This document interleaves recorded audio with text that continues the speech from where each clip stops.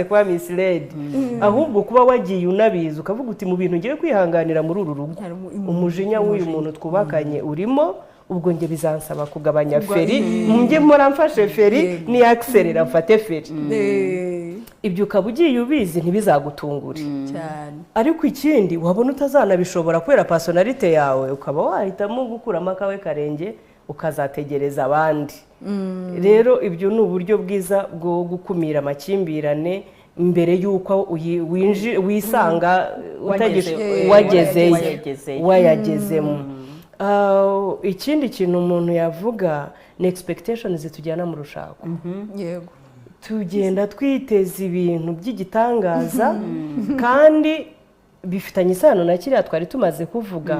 cyo kumenya neza kutamaringa stranger umuntu ntaba umunyamahanga mumenyane mu mezi 3 mu kwa 4 mukora ubukwe